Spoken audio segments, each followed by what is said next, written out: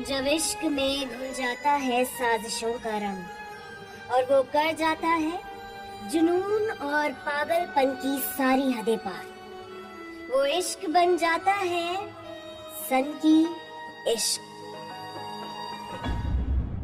हिमाचल प्रदेश के धर्मशाला शहर का एक छोटा सा गांव टिकरी ऊंची पहाड़ियों और देवदार के पेड़ों से घिरा हुआ था।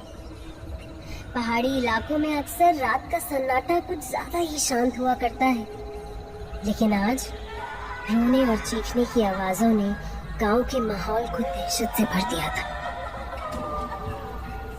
गांव के बीचों बीच कुछ लोग भूत जागर की रस्म के द्वारा मरे हुए लोगों की आत्माओं का आह्वान कर रहे थे। उन आत्माओं के जरिए वो इस इलाके में बेकसूर लड़कियों की जघन्य तरीके से हो रही हत्याओं के रहस्य का पर्दाफाश करना चाहते थे।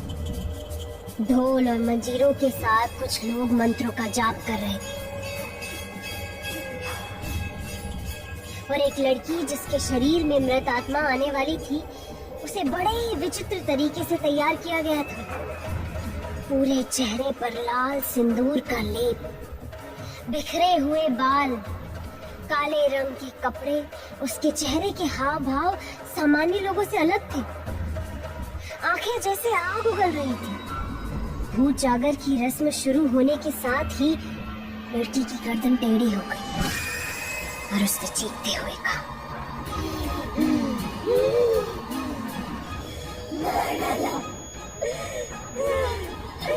उससे मुझे मार डाला। वहीं कुछ दूरी पर एक पेड़ के पीछे छुपकर चंबा गांव की एक लड़की गौरी अपने बॉयफ्रेंड राघव के साथ ये सब देख रही थी। गौरी और राघव दोनों ने ही अपने चेहरे पर मास्क पहना हुआ था, ताकि अगर उन्हें कोई वहां देख भी ले तो पहचान न सके। गौरी राघव को भूत जागर की रस्म दिखाने लाई थी। गौरी राघव को वहां से वापस चलने के लिए कह रही थी, लेकिन राघव गौरी को परी टिब्बा नाम की एक जगह पर लेकर जाना चाहता था। परी टिब्बा को रात में भूतों और आत्माओं का अड्डा कहा जाता था। इसी वजह से वो जगह काफी खौफनाक थी। राघव के बार बार जिद करने पर भी जब गौरी ने उसकी बात नहीं मानी, तो राघव ने गौरी के बेहद करीब जाकर उसे अपनी बाहों में भर लिया और उसकी जुल्फों से खेलते हुए एकदम रोमांटिक अंदाज में उसे प्यार से मनाने की कोशिश की। लेकिन गौरी किसी भी हालत में राघव के साथ वहां जाने के लिए तैयार न थी। जब कोई तरीका काम नहीं आया, तो राघव ने गौरी से दूर जाकर एक रूठे हुए आशिक की तरह कहा, जाने दो फिर, इसका मतलब तुम मुझसे प्यार ही नहीं करती। राघव ने गौरी को अपना प्यार साबित करने पर मजबूर कर दिया था। वो राघव के प्यार की खातिर किसी भी हद तक जाने को तैयार थी। इसलिए डर लगने के बावजूद भी उसने राघव से कहा, अगर बात प्यार की है ना राघव, तुम्हारे लिए तो मैं कुछ भी कर सकती हूँ। गौरी की बात सुनकर राघव के चेहरे पर मुस्कुराहट आ गई। न चाहते हुए भी गौरी राघव के साथ परी टिब्बा की तरफ चल पड़ी। वहां पहुंचकर गौरी ने देखा, चारों तरफ आधे जले हुए पेड़ नजर आ रहे थे। जमीन पर चारों तरफ राख ही राख फैली पड़ी थी।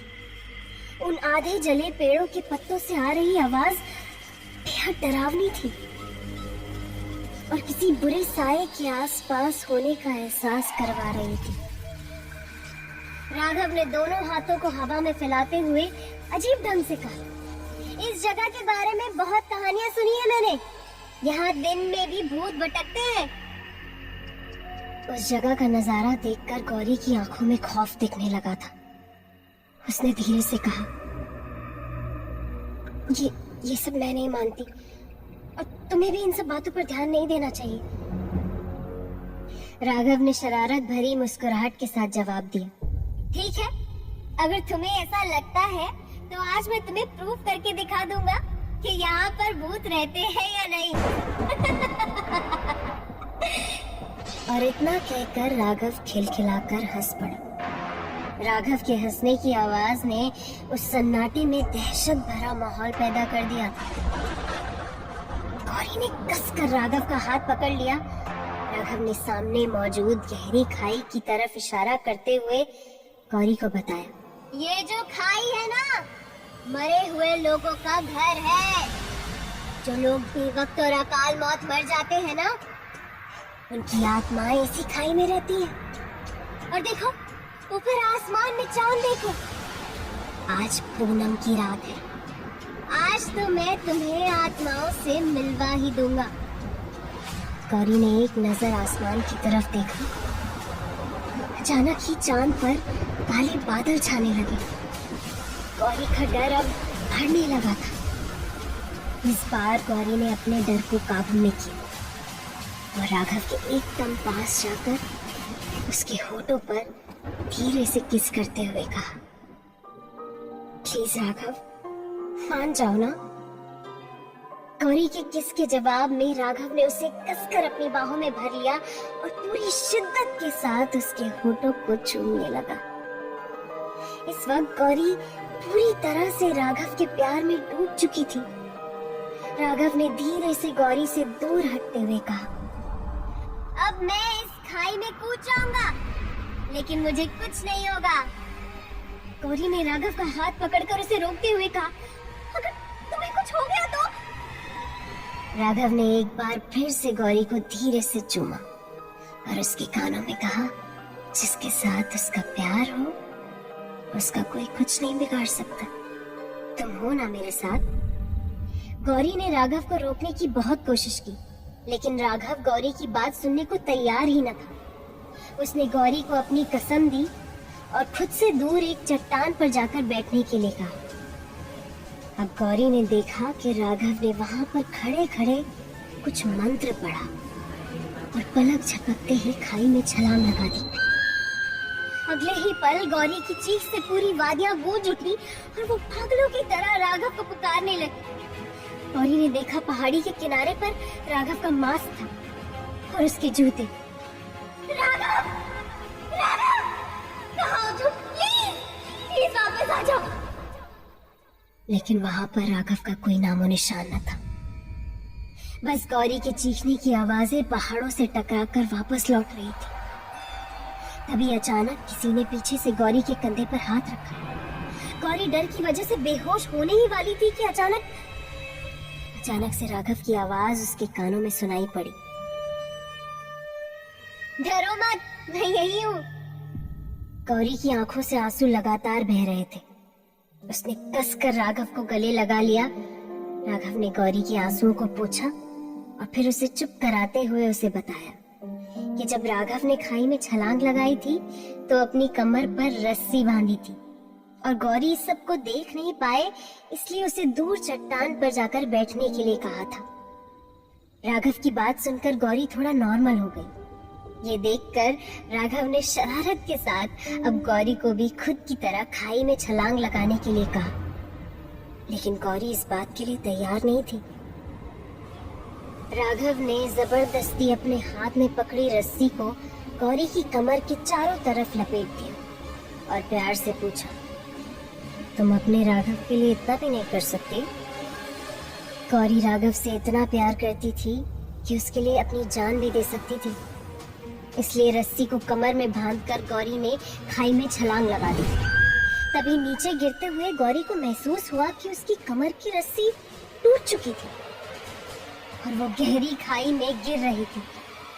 गौरी ने चीख कर राघव को पुकारा, राघव! राघव! राघव! खाई की ढलान पर गिरते गिरते गौरी घायल हो चुकी थी। उसके शरीर पर लगी चोटों से जगह जगह से खून रिस रहा था। वो अब धीमी आवाज में राघव को पुकार रही थी। ठीक उसी वक्त गौरी ने जंगल के बीचों बीच किसी के कदमों की आहट सुनी। गौरी ने जैसे ही उस शख्स के जूतों की तरफ देखा, उसकी सांसें वापस लौटने लगी थी।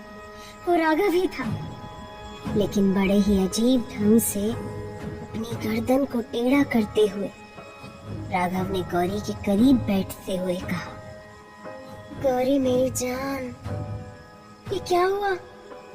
तुम्हारा ये खूबसूरत जिस्म देखो तो, कितना खून बह रहा है।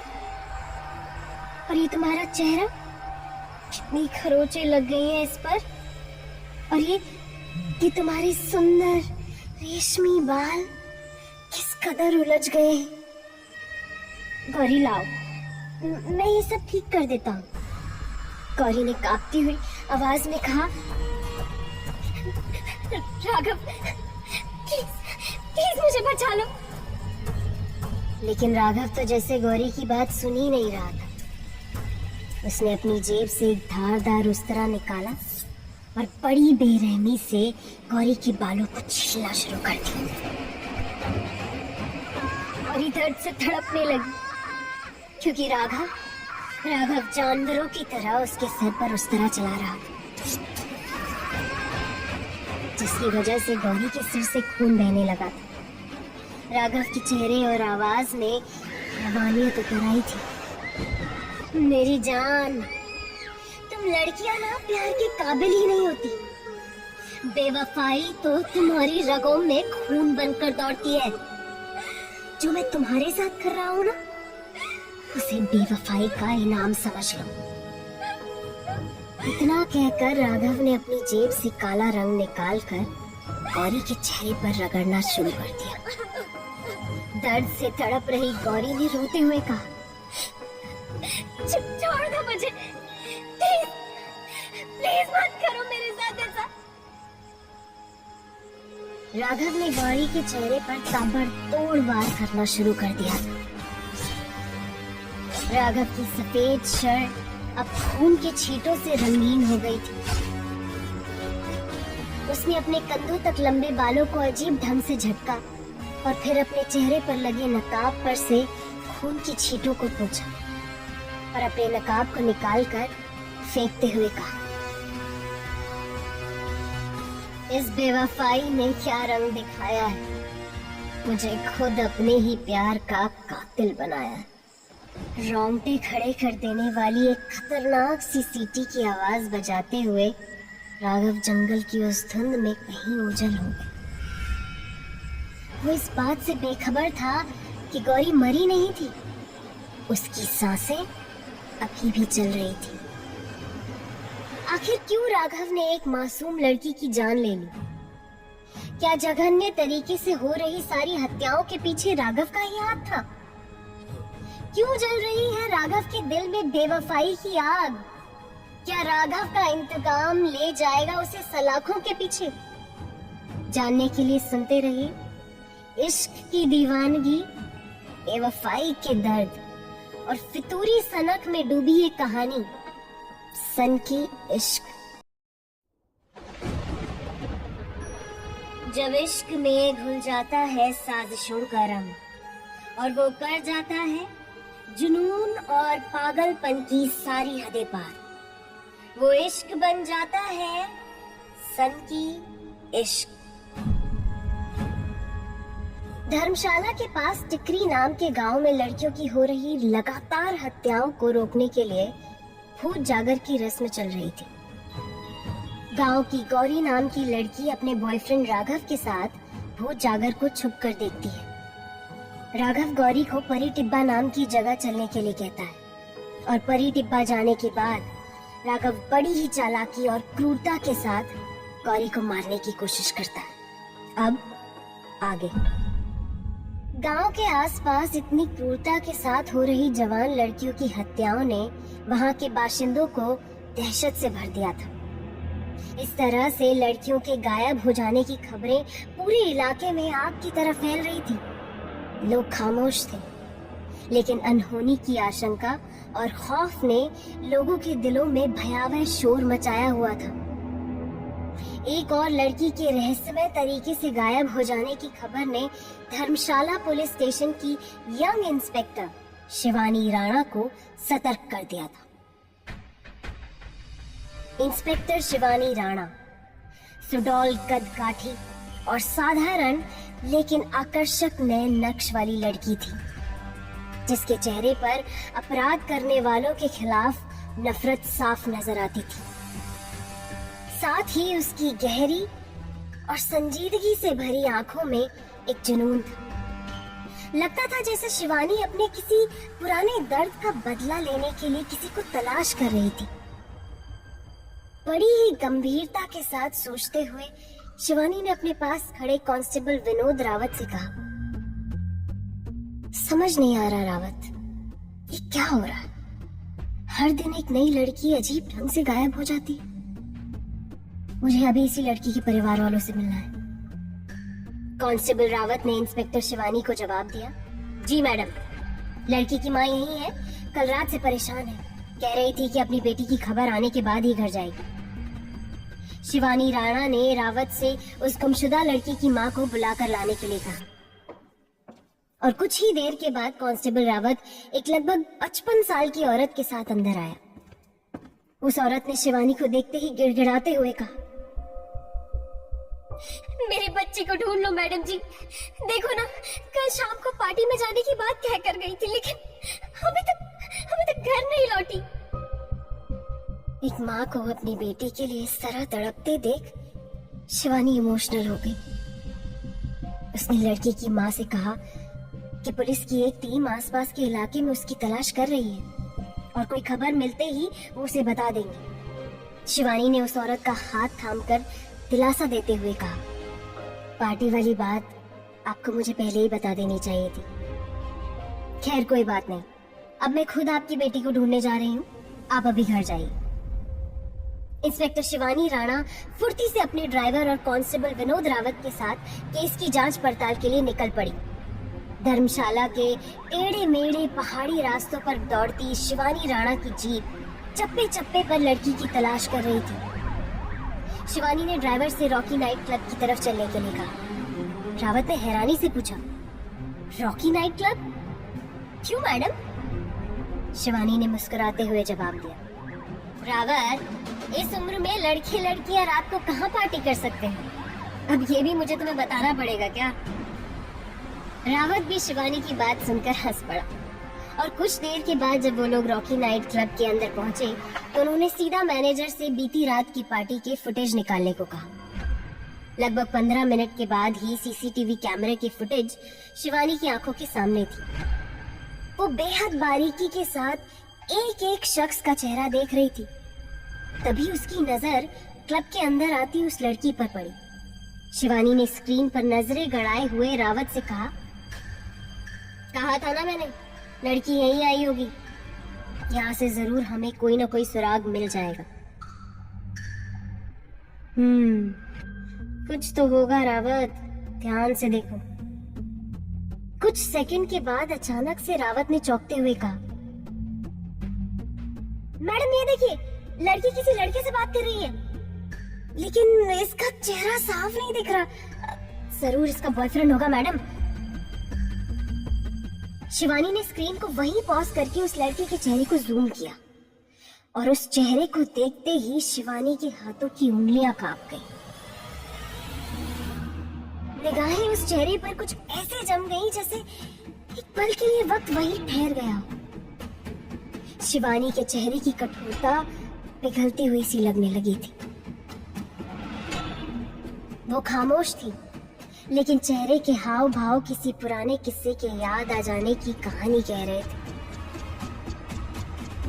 उसके होठों ने धीरे से बुदबुदाया, कार्तिक, इस लड़की के साथ? तो क्या इसने? नहीं, ये गिरा हुआ इंसान तो है, लेकिन क्या इस हद तक जा सकता है? शिवानी को इस तरह खोया हुआ देख रावत ने उससे एक सवाल किया कि क्या वो इस लड़के को पहचानती है। शिवानी ने रावत के सवाल को अनसुना कर दिया और उस सीसीटीवी फुटेज के आधार पर तहकीकात के आगे बढ़ने का ऑर्डर देते हुए रावत को पुलिस स्टेशन लौट जाने के लिए कहा। शिवानी पास के ही एक कैफे में जाकर पुरानी यादों में गुम हो गई। आज बरसों के बाद सीसीटीवी फुटेज में कार्तिक का चेहरा सामने आ जाने से शिवानी अपसेट हो गई थी। उसका दिल ये मानने को तैयार ही न था कि एक लड़की के गायब हो जाने या इस इलाके में हो रही हत्याओं के पीछे कार्तिक का हाथ हो सकता था? जिस लड़के को शिवानी ने सीसीटीवी फुटेज में देखा था वो हूबहू कार्तिक के जैसा था, लेकिन फुटेज धुंधला होने के कारण शिवानी को शक भी हुआ कि क्या वो वाकई कार्तिक है या फिर कोई और। कार्तिक का मुस्कुराता हुआ चेहरा शिवानी की आंखों के सामने घूमने लगा। कॉलेज का सबसे हैंडसम लड़का था वो, और पैसे वाला भी। लड़कियां अपनी जान हथेली पर लेकर घूमती थी उसके लिए। उसकी 5 फुट 10 इंच की हाइट, हल्का गेहुआ रंग, कंधे तक लंबे बाल और नशीली आंखें किसी भी लड़की का दिल चुराने के लिए काफी थी। ये सोचकर शिवानी हैरान थी कि इतने सालों बाद कार्तिक इस शहर में क्या कर रहा था। ये केस अब शिवानी के लिए जितना पेचीदा था उतना ही दिलचस्प भी बन गया था। और वहीं अपनी जिंदगी से दूर भागता कार्तिक धर्मशाला की घुमावदार सड़कों पर अपनी लाल रंग की कार लेकर फुल स्पीड में चला जा रहा था। कार में बजता तेज म्यूजिक कार की रफ्तार से कदम मिला रहा था। कार्तिक ने एक नजर वादियों पर डाली और खुद से कहा, इस शहर में शायद मुझे सुकून मिल जाए। है तलाश जिसकी, क्या पता मोहब्बत में वो जुनून मिल जाए। ठीक उसी वक्त कार्तिक ने सामने से स्कूटी पर आती लावण्या को देखा। उसे देखते ही कार्तिक भूल गया कि इस वक्त वो कार ड्राइव कर रहा था। लावण्या का हवा में लहराता गुलाबी दुपट्टा और हाथों में खनखनाती चूड़ियां उसकी खूबसूरती को और बढ़ा रही थी। उसके लंबे रेशमी बाल उड़कर उसके चेहरे पर आ रहे थे। कार्तिक लावण्या को देख रहा था, इसलिए उसका ध्यान सामने रोड से हटा और इसी बीच अचानक से एक लड़का कार्तिक की कार के सामने आ गया। कार्तिक ब्रेक लगाता, लेकिन उससे पहले ही उस लड़के को बचाने के लिए लावण्या ने अचानक से स्कूटी को रोका और तेजी से उस लड़के को एक तरफ धक्का देकर कार्तिक की कार से बचा लिया। लेकिन सड़क पर गिर जाने की वजह से उसके माथे पर चोट लग गई थी। कार्तिक ने झटके से कार रोकी और नीचे उतरकर लावण्या की तरफ देखा।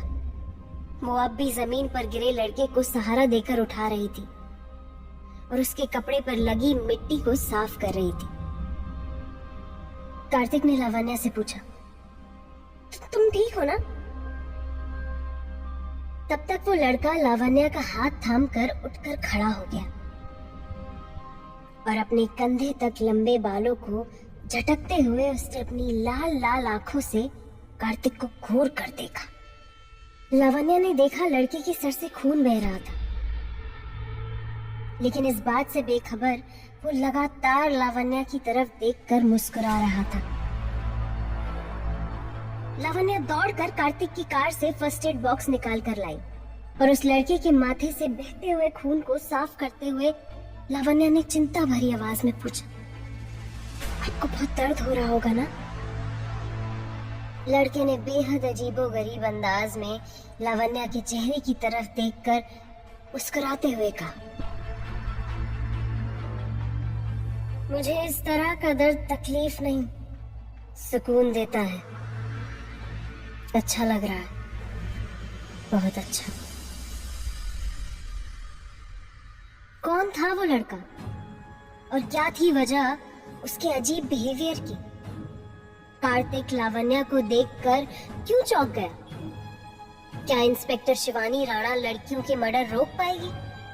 और क्या था शिवानी और कार्तिक का पुराना कनेक्शन? जानने के लिए सुनते रहिए इश्क की दीवानगी, बेवफाई के दर्द और फितूरी सनक में डूबी ये कहानी, सन की इश्क। जब इश्क में घुल जाता है साजिशों का रंग और वो कर जाता है जुनून और पागलपन की सारी हदें पार, वो इश्क बन जाता है सन की इश्क। टिकरी गांव की लड़की के गायब हो जाने की खबर सुनकर इंस्पेक्टर शिवानी राणा केस की इन्वेस्टिगेशन करते हुए रॉकी नाइट क्लब पहुंच दिए। जहां सीसीटीवी फुटेज में उसे वो लड़की कार्तिक से बात करते हुए दिखती है। वहीं दूसरी ओर रिजॉर्ट की तरफ जाते वक्त कार्तिक की कार लावण्या की स्कूटी से टकरा जाती है और उसी वक्त वहां पर राघव भी आ जाता है। अब सुनिए आगे। लड़के के माथे से खून साफ करके लावण्या ने उस पर बैंडेड लगा दिया और कार्तिक की तरफ गुस्से में देखकर चिल्लाते हुए कहा, दिखाई नहीं देता क्या कि पहाड़ी रास्ता है, कोई रेस का मैदान नहीं, और इसे अभी कुछ हो जाता तो देखो कितना खून बह रहा है उसे। कार्तिक ने राघव की तरफ देखा और बड़ी ही लापरवाही के साथ धीरे से कहा, सॉरी ब्रो, गलती से हो गया। कार्तिक की बात सुनते ही उस लड़के ने अपने लंबे बालों में हाथ फेरा और फिर अपनी कलाई पर लिपटे मोटे काले धागे को दूसरे हाथ की उंगलियों से घुमाते हुए गुस्से में कहा, ब्रो नहीं, राघव, राघव नाम है मेरा, और कोई मुझे किसी और नाम से बुलाए मुझे मंजूर नहीं। राघव कार्तिक की ही उम्र का एक हैंडसम दिखने वाला लड़का था जो उस इलाके में टूरिस्ट गाइड का काम करता था। राघव के आकर्षक नए नक्श, गेहुआ रंग और उसका गठीला शरीर लड़कियों को पहली नजर में ही दीवाना बनाने के लिए काफी थे। कार्तिक की लापरवाही देखकर लावण्या ने उसे डांटते हुए कहा, सॉरी से क्या होता है, तुम्हारी वजह से किसी का खून बहा है और बस सॉरी। इतनी आसानी से तो नहीं जाने दूंगी तुम्हें मैं, चलो अभी पुलिस स्टेशन चलो। लावण्या की बातों में अपने लिए इतनी फिक्र देखकर राघव लावण्या के चेहरे को बड़े ही ध्यान से देख रहा था। उसकी आंखों में लावण्या के लिए दीवानगी नजर आ रही थी। वो जिस तरह से कार्तिक को डांट रही थी, राघव की नजरें उसके चेहरे पर जम गई थी। लावण्या के गुलाबी होंठ जो गुस्से में बड़बड़ाते हुए बेहद खूबसूरत लग रहे थे, गुलाबी दुपट्टा जो उसकी नाजुक गर्दन के चारों तरफ लिपटा हुआ था, हवा के झोंके से बार बार उड़कर उसके चेहरे को छू रहा था। हाथों में पहनी हुई रेशमी चूड़ियां हवाओं के साथ मिलकर खनक रही थी। राघव लावण्या को देखकर मुस्कुराते हुए अपनी कलाई के काले धागे को घुमा रहा था। अगले ही पल उसने अपने बालों को पीछे झटका और लावण्या के बेहद करीब आकर शर्माते हुए कहा, मेरी जान बचाने के लिए शुक्रिया। एक पल के लिए राघव को अपने इतने करीब देखकर लावण्या 2 कदम पीछे हट गई। राघव बड़ी गहराई से उसकी आंखों में देख रहा था। ऐसा लग रहा था जैसे वो उस खूबसूरत चेहरे में खो गया हो। लावण्या ने एक बार फिर राघव से चिंता जताते हुए कहा, आप घर जाइए, आपको आराम की सख्त जरूरत है और इस कार वाले को तो मैं सबक सिखाती हूँ। राघव कार्तिक की तरफ घूर घूर कर देखने लगा। कार्तिक जो इस वक्त बड़ी ही लापरवाही से अपनी कार में चल रहे तेज म्यूजिक पर अपनी उंगलियां नचा रहा था।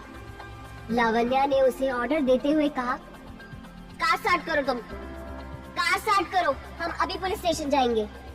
कार्तिक ने अपनी नशीली आंखों से लावण्या की तरफ देखा और फिर बड़ी ही अदा के साथ अपनी कार का दरवाजा खोलकर मुस्कुराते हुए कहा, जैसी आपकी मर्जी, लेकिन आपकी इंफॉर्मेशन के लिए मैं बता देता हूँ कि मुझे किसी से डर नहीं लगता, पुलिस से भी नहीं। लावण्या कार्तिक की कार में जाकर बैठ गई। उन दोनों को साथ कार में जाते हुए देख राघव बड़ी ही बेचैनी से अपने हाथों को अपने लंबे बालों में घुमा रहा था। उसकी आंखों में गुस्सा नजर आने लगा था। उसने धीरे से अपने आप से कहा, बेवफाई अगर लड़कियों की फितरत है तो उसकी सजा देना राघव की आदत है, लेकिन तुम ना ना ना ना ना, तुम नहीं, तुम कुछ अलग लगती हो। राघव मुस्कुराया और फिर हमेशा की तरह सीटी बजाते हुए वहां से चला गया। कुछ कदम आगे जाते ही उसने लावण्या की लगाई बैंडेड को माथे से हटाया और अपने नाखून से चोट को खुरचते हुए उस बैंडेड को चूम लिया। फिर धीरे से बुदबुदाया, मुझे इस तरह का दर्द तकलीफ नहीं, सुकून देता है, सुकून। उधर कार्तिक ने अपनी कार में बैठी लावण्या से पूछा, अब जब तुमने डिसाइड कर ही लिया है कि तुम मुझे पुलिस स्टेशन ले जाकर ही छोड़ोगी, तो रास्ता भी बता दो। लावण्या ने आगे लेफ्ट टर्न की तरफ इशारा किया और कार्तिक को कार उसी तरफ ले जाने के लिए कहा। लगभग 1 किलोमीटर के बाद सड़क किनारे एक कैफे को देखकर लावण्या ने कार्तिक को कार रोकने के लिए कहा। कार्तिक ने हैरान होते उसकी तरफ देखा और पूछा, जहाँ तक मुझे नजर आ रहा है ये पुलिस स्टेशन तो नहीं है। ओह, कहीं मुझे देखकर तुम्हारा इरादा तो नहीं बदल गया? लावण्या ने कार्तिक की बात का कोई जवाब नहीं दिया और उसे बाहर आने का इशारा करते हुए खुद कैफे के अंदर चली गई। वो कैफे पहाड़ी के किनारे बना हुआ था। शाम धीरे धीरे ढलने लगी थी और इसलिए अब उस कैफे में इक्के दुक्के लोग ही थे। आसमान में घने बादल छाए हुए थे। लावण्या कैफे के पीछे की तरफ बने हुए ओपन एरिया में जाकर बैठ गई।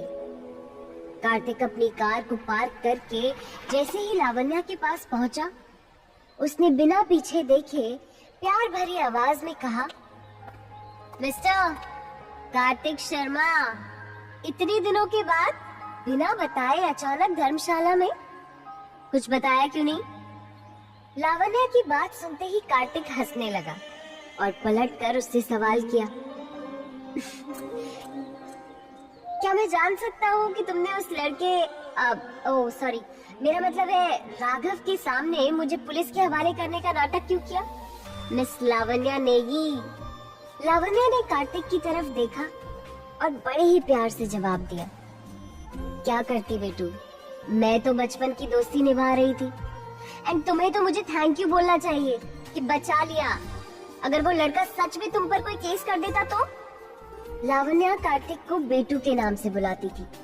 ये नाम कार्तिक को उसकी माँ ने बचपन में बड़े ही प्यार से दिया था और लावण्या कार्तिक को बचपन से ही चिढ़ाने के लिए हमेशा इसी नाम से बुलाती थी। धीरे धीरे ये लावण्या की आदत बन गई, लेकिन आज कार्तिक ये नाम सुनकर चुप हो गया। लावण्या को अजीब लगा। उसने कार्तिक से पूछा, क्या हुआ बेटू, हमेशा तो तुम ये नाम सुनते ही चिढ़ जाते थे, लेकिन आज इतने इमोशनल क्यों लग रहे हो? सब ठीक है ना?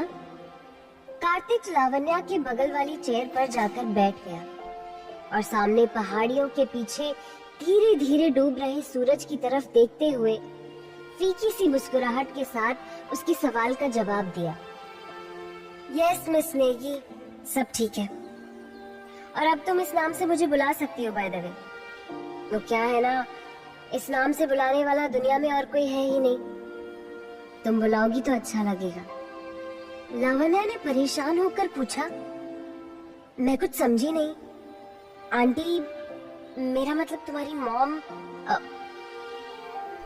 कार्तिक ने लावण्या को बताया कि उसकी मॉम अब इस दुनिया में नहीं रही। लंबे वक्त तक कैंसर से जूझने के बाद कुछ दिनों पहले ही उनकी मौत हो गई और इसलिए अब कार्तिक का इस दुनिया में कोई नहीं बचा था। उसी अकेलेपन से दूर भागता हुआ वो धर्मशाला अपने पापा के रिजॉर्ट के बिजनेस को संभालने आया था। ये वही रिजॉर्ट था जिसमें लावण्या के पापा मैनेजर का काम करते थे और कार्तिक बचपन से ही वहां आता जाता था। तभी से उन दोनों की दोस्ती हो गई थी। लेकिन कार्तिक के पापा की कुछ साल पहले एक रोड एक्सीडेंट में मौत हो जाने के बाद से कार्तिक धर्मशाला नहीं आया था। लावण्या से बातें करते करते अचानक कार्तिक को याद आया कि रिजॉर्ट जाने से पहले उसे किसी से मिलना था। उसने लावण्या से सीधे रिजॉर्ट में ही मिलने के लिए कहा और अकेला अपना काम निपटाने निकल गया। लावण्या और कार्तिक कैफे से बाहर जा चुके थे। उनके जाते ही राघव लपक कर उस टेबल के पास पहुंचा जहां लावण्या का झूठा कॉफी मग रखा था। और जिसके किनारे पर लावण्या की गुलाबी लिपस्टिक का हल्का सा निशान था। राघव ने बड़ी ही हसरत के साथ उस निशान पर उंगलियां फिराते हुए कहा, मैं तुम्हारे करीब आ रहा हूँ। बहुत जल्द हमारा रिश्ता रूहानी हो जाएगा। इतना कहकर राघव कैफे से बाहर आया और पैदल जा रही लावण्या के पीछे पीछे चल दिया। कुछ देर के बाद लावण्या को इस बात का एहसास हुआ जैसे कोई उसका पीछा कर रहा था। उसने पलटकर देखा, लेकिन वहां कोई नहीं था। सुनसान रास्ता होने की वजह से लावण्या को घबराहट होने लगी थी। वो जल्दी से जल्दी वहां से निकलना चाहती थी। अंधेरी रात में कुत्तों के भौंकने की आवाजें उस गहरे सन्नाटे को चीर रही थी। बार बार पीछे पलट कर देखते हुए लावण्या तेज कदमों से आगे बढ़ रही थी। तभी एक सुनसान गली के मोड़ पर अचानक से उसके कदम ठहर गए। उसने एक परछाई को अपनी तरफ आते हुए देखा। दूर से इस परछाई को देखते ही उसे लगा जैसे वो कार्तिक था। लावण्या ने उसे आवाज देते हुए पूछा, कार्तिक, तुम हो क्या? हाँ? कार्तिक? लेकिन लावण्या का पीछा कर रहे राघव ने उसके सवाल का कोई जवाब नहीं दिया और झटके से एक पेड़ की आड़ में छुप गया।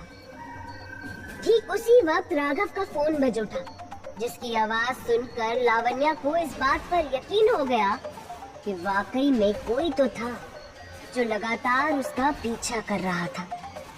वो अपने घर की तरफ पलटी और हड़बड़ाकर तेजी से कदम बढ़ाते हुए जल्द से जल्द उस 5 मिनट की दूरी को तय करने की कोशिश करने लगी। राघव ने तुरंत अपना फोन साइलेंट किया और आंखों से ओझल होती लावण्या की तरफ दबे पांव तेजी से बढ़ने लगा। राघव के हाव भाव किसी भयानक अनहोनी की तरफ इशारा कर रहे थे। कुछ देर के बाद कैफे में बैठी इंस्पेक्टर शिवानी के मोबाइल पर रावत का कॉल आया और उसने शिवानी को बताया, मैडम एक लाश मिली है, जवान लड़की की। बहुत दरिंदगी से मारा है किसी ने। आप जल्दी से परी टिब्बा आ जाइए। क्या सुनसान सड़क पर अकेली भागती लावण्या बन गई राघव की दरिंदगी का शिकार? एक सनकी कातिल से हुई पहली ही मुलाकात बन जाएगी लावण्या के लिए एक खौफनाक मौत। क्या सच में अपनी परेशानियों से भागकर धर्मशाला आया था कार्तिक, या छुपा रहा था वो एक गहरा राज? मोहब्बत के इस खतरनाक खेल में किसकी होगी जीत और कौन हार जाएगा अपनी जान की बाजी? जानने के लिए सुनते रहिए इश्क की दीवानगी, बेवफाई के दर्द और फितूरी सनक में डूबी ये कहानी, सनकी इश्क। जब इश्क में घुल जाता है साजिशों का रंग और वो कर जाता है जुनून और पागलपन की सारी हदें पार, वो इश्क बन जाता है सनकी इश्क। कार्तिक शर्मा की कार से लावण्या और राघव का एक्सीडेंट हो जाता है। लावण्या राघव के लिए परेशान होती है। कैफे में बैठकर कार्तिक लावण्या को अपनी माँ की मौत के बारे में बताता है। राघव अकेले ही पैदल रिजॉर्ट की तरफ जा रही लावण्या का पीछा करता है, जिससे लावण्या बहुत घबरा जाती है। शिवानी को एक लड़की की लाश मिलने की खबर मिलती है। अब सुनिए आगे। लड़की की लाश मिलने की खबर सुनकर इंस्पेक्टर शिवानी राणा ने कैफे के बाहर से ही ऑटो लिया और सीधा परी टिब्बा पहुंच गई। शाम का हल्का अंधेरा चारों तरफ धीरे धीरे अपने पैर पसार रहा था, जिसकी वजह से परी टिब्बा का वीरान माहौल अपने डरावने रूप में तब्दील हो रहा था। सन्नाटे को चीरती साए साए करती हवाएं उस जगह की मनहूसियत की कहानी सुना रही थी। जैसे ही शिवानी परी टिब्बा पहुंची कांस्टेबल रावत के चेहरे के हाव भाव देखकर वो कुछ समझ नहीं पाई। रावत के माथे पर पसीने की बूंदें थी और चेहरे पर घबराहट। एक कड़क मिजाज कांस्टेबल होते हुए भी उसके हाथ पैर थरथरा रहे थे। शिवानी ने चौंकते हुए पूछा, क्या हुआ रावत? डेड बॉडी देखकर तुम्हारे माथे से पसीना क्यों छूट रहा है? जवाब में रावत ने शिवानी को उस तरफ इशारा किया जहां पर पुलिस की टीम ने डेड बॉडी को सफेद कपड़े पर रखा हुआ था और पुलिस की कैमरा टीम हर एंगल से उसकी तस्वीर उतार रही थी। शिवानी ने जैसे ही उस लड़की की डेड बॉडी पर अपनी नजर डाली, झटके से अपना मुंह दूसरी तरफ फेरते हुए कहा, ओह माय गॉड, क्या सच में कोई इंसान इतनी दरिंदगी कर सकता है? कोई जंगली जानवर भी इस तरह की हैवानियत नहीं दिखाता जो इस लड़की को मारने वाले ने दिखाई है। लड़की की डेड बॉडी पर मक्खियां भिनभिना रही थी। उसके चेहरे पर धारदार हथियार से इस कदर वार किए गए थे कि चेहरे को पहचानना मुश्किल हो रहा था। उसके सिर से बालों को पूरी तरह काट कर हटा दिया गया था। लड़की की छाती और चेहरे पर सबसे ज्यादा घाव थे। शरीर से खून पूरी तरह से बहकर जम चुका था, जिसकी वजह से शरीर पीला पड़ गया था। शिवानी ने नजर भरकर उस डेड बॉडी की तरफ देखा और फिर वहां से कुछ कदम दूर चलते हुए कांस्टेबल रावत से पूछा, इसके आसपास कुछ मिला? मेरा मतलब कुछ ऐसा जिससे हम लड़की की पहचान कर सके। रावत ने नाम में गर्दन हिलाते हुए जवाब दिया, नहीं मैडम, कुछ भी नहीं मिला। बस लड़की के शरीर पर कपड़े हैं, उसी के जरिए हम डेड बॉडी की शिनाख्त कर सकते हैं। एक बात अजीब है मैडम, जिस पोजीशन में बॉडी मिली है उसे लगता है कि जैसे लड़की ने जानबूझकर ऊपर पहाड़ी से छलांग लगाई है। रावत की बात को बीच में ही काटते हुए शिवानी ने गहराई से सोचते हुए कहा, लेकिन फिर सवाल ये उठता है कि खुदकुशी के केस में इतनी बेरहमी से लगे घाव का क्या मतलब है? शायद छलांग लगाई नहीं, लगवाई गई है। अच्छा रावत, एक काम करो, वो जो औरत कल अपनी बेटी की गुमशुदगी की रिपोर्ट लिखवाने आई थी, उसे बुलाकर लड़की की शिनाख्त करवाओ और इसकी डेड बॉडी को पोस्टमार्टम रिपोर्ट के लिए भेजो। लड़की की डेड बॉडी को पुलिस थाने ले जाया गया और उस औरत को बुलाया गया जिसने अपनी बेटी के गायब होने की रिपोर्ट इंस्पेक्टर शिवानी के पास दर्ज करवाई थी। लेकिन शिवानी यह जानकर हैरान रह गई कि ये उस औरत की बेटी नहीं थी और अब शिवानी के सामने एक नया सवाल आकर खड़ा हो गया। अगर ये लड़की उस औरत की बेटी नहीं थी तो फिर कौन थी? लेकिन जल्द ही शिवानी को अपने इस सवाल का जवाब भी मिल गया जब रावत ने उसे बताया कि धर्मशाला से सटे हुए एक छोटे से गांव टिकरी की गौरी नाम की एक लड़की पिछले 2 दिनों से लापता थी और उसके माँ बाप का कहना था कि गौरी 2 दिन पहले किसी लड़के के साथ भाग गई थी। शिवानी ने रावत से गौरी के परिवार के किसी भी सदस्य को बुलाने के लिए कहा और साथ ही पोस्टमार्टम रिपोर्ट का इंतजार करने लगी। लेकिन उस वक्त भी कहीं ना कहीं शिवानी के दिमाग में एक ख्याल बार बार आ रहा था और वो ख्याल था वो सीसीटीवी फुटेज जिसमें उस लापता लड़की को शायद कार्तिक के साथ देखा था। उधर डरी और घबराई हुई लावण्या जैसे ही रिजॉर्ट पहुंची, सामने खड़े कार्तिक को देखकर वो सीधा जाकर उसके गले लग गई। लावण्या पसीने से तरबतर थी, उसकी सांसें तेज चल रही थी। उसकी ऐसी हालत देखकर कार्तिक ने उससे इसकी वजह पूछी तो जवाब में लावण्या ने नजर उठाकर कार्तिक के चेहरे की तरफ देखा और कांपती हुई आवाज में बोली, मैं बहुत डर गई थी बेटू, मुझे लगा तुम हो, लेकिन कोई तो था वहाँ, मेरा पीछा कर रहा था। लावण्या का गला सूख गया था और दिल जोरों से धड़क रहा था। कार्तिक ने लावण्या से कहा कि वो अपना काम खत्म करके सीधा रिजॉर्ट आ गया था, लेकिन कोई अनजान शख्स लावण्या का पीछा कर रहा था। ये जानकर अब कार्तिक भी परेशान हो उठा। उसने लावण्या को संभालते हुए कहा, कि वो हमेशा उसकी हिफाजत करेगा और किसी भी मुसीबत को उसके करीब तक नहीं आने देगा। कार्तिक की बात सुनकर लावण्या के चेहरे पर राहत और होठों पर हल्की सी मुस्कुराहट आ गई।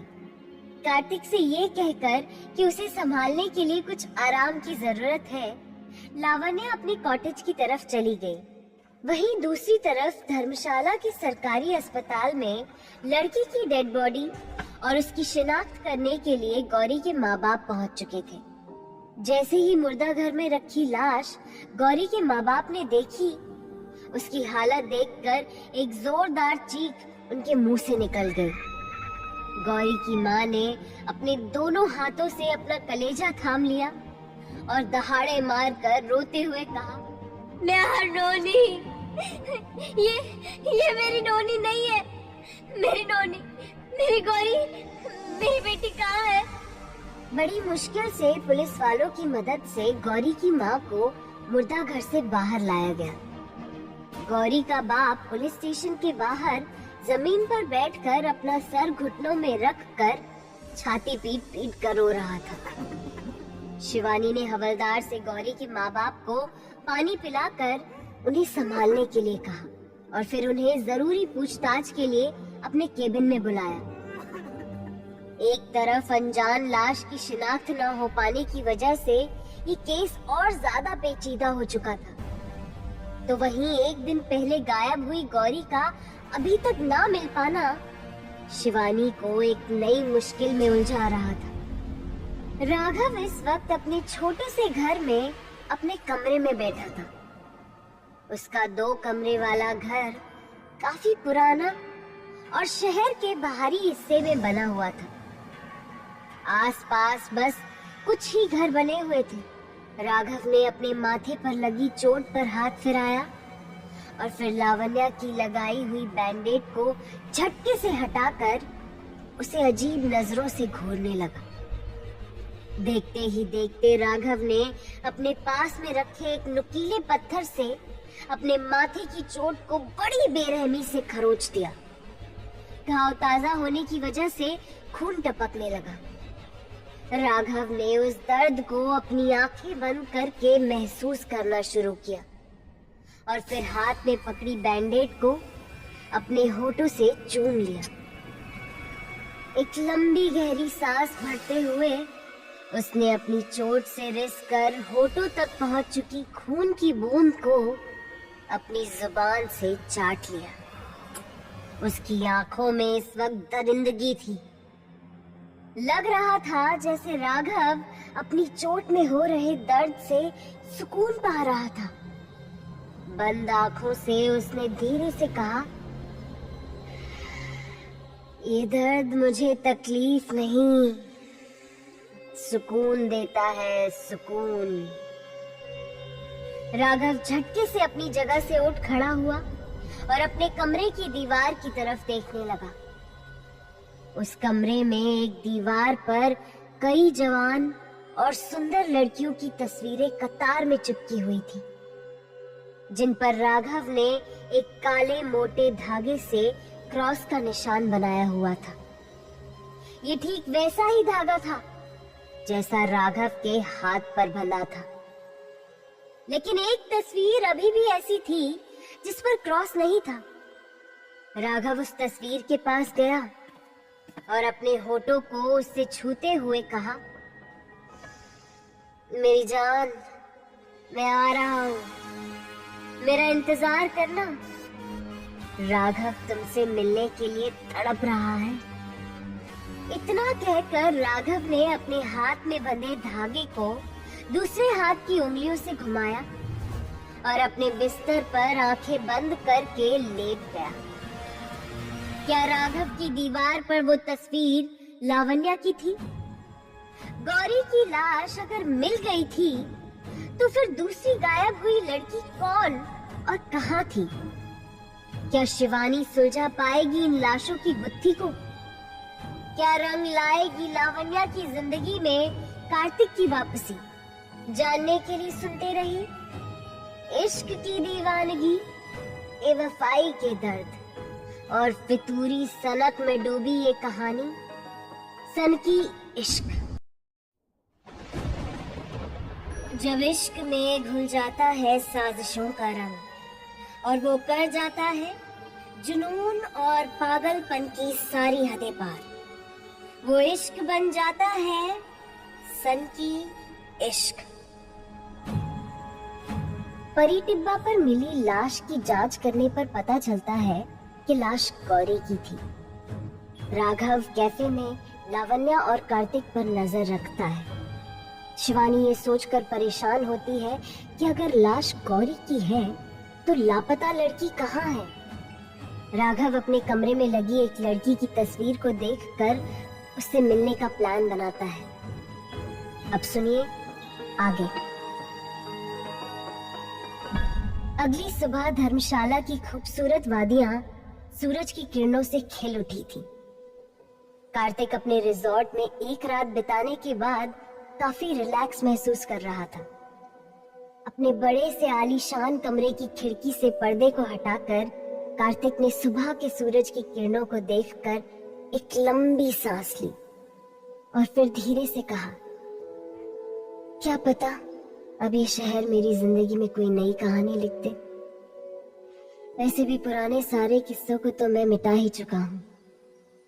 तभी अपने कमरे के दरवाजे पर हुई दस्तक से कार्तिक का ध्यान उस तरफ गया। कार्तिक ने जैसे ही दरवाजा खोला तो देखा कि सामने लावण्या मुस्कुराते हुए खड़ी थी। लावण्या को तैयार देखकर कार्तिक ने पूछा, मिस नेगी, इतनी सुबह सुबह कहाँ जा रही हो? अपने हाथ में पकड़ी हुई चाय और नाश्ते की ट्रे को लावण्या ने कार्तिक के बेड के पास टेबल पर रखा और उसके कंधे पर जोर से मारते हुए कहा, बेटू 9 बज चुके हैं, तुम्हारे लिए होगी सुबह, लेकिन मेरा तो कोई बड़ी बेसब्री से इंतजार कर रहा है। कार्तिक ने खिड़की के बाहर देखा और हंसते हुए लावण्या से पूछा, तुम्हारा इंतजार? चलो अच्छा हुआ तुम्हें कोई मिल गया, वरना मैं तो यही सोचकर घबरा रहा था कि तुम मेरी जान खाती रहोगी। लावण्या कार्तिक के सामने आकर खड़ी हो गई और अपने दोनों हाथ अपनी कमर पर रखकर नाराज होने का नाटक करते हुए उसने बड़ी मासूमियत से कहा, ज्यादा खुश होने की जरूरत नहीं है बेटू, मेरा इंतजार छोटे छोटे बच्चे कर रहे हैं, और वो भी लड़कियां। आसपास के गांव की छोटी छोटी लड़कियां आती हैं जिन्हें पढ़ाने जाती हूँ, तो तुम ना अपने दिमाग के घोड़े ज्यादा मत दौड़ाओ। कार्तिक ने एक बार फिर मुस्कुराते हुए लावण्या की तरफ देखा और पूछा, अब ये शौक तुम्हें कब से लग गया? जहाँ तक मैं समझता हूँ तुम्हारा तो पूरा इंटरेस्ट अपने पापा के साथ इस रिजॉर्ट को संभालने में था। कार्तिक का यह सवाल सुनते ही अचानक से लावण्या का मुस्कुराता हुआ चेहरा पीला पड़ गया। उसकी आंखों में हल्की सी नमी उतर आई, जिसे अगले ही पल उसने अपनी नकली सी मुस्कुराहट के पीछे छुपा लिया। कार्तिक को एहसास भी नहीं हुआ कि लावण्या ने अपने दिल के अंदर दबे हुए किसी दर्द को बड़ी खूबसूरती से उसकी नजरों से बचा लिया था। और हंसते हुए लावण्या ने कार्तिक के सवाल का जवाब दिया, बस ऐसे ही कार्तिक, आसपास के गांव है ना, वहाँ बच्चों की पढ़ाई की कुछ ज्यादा अच्छी फैसिलिटी नहीं है, तो मैंने सोचा क्यों ना थोड़ी सी समाज सेवा की जाए। और अभी मुझे देर हो रही है, मैं चलती हूँ। लावण्या के जाने के बाद कार्तिक ने थोड़ी बेचैनी के साथ कुछ नंबर्स पर कॉल किया।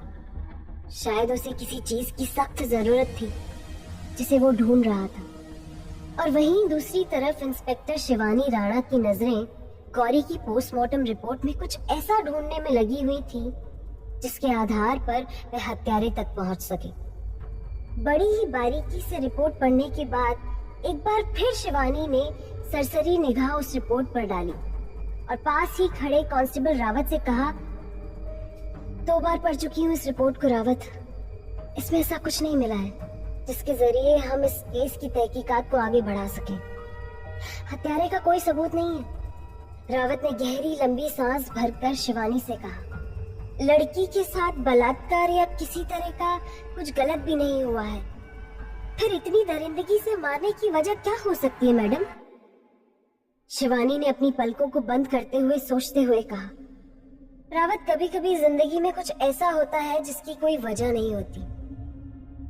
कुछ लोग कुछ काम बेवजह भी करते हैं, बस अपनी सनक को पूरा करने के लिए।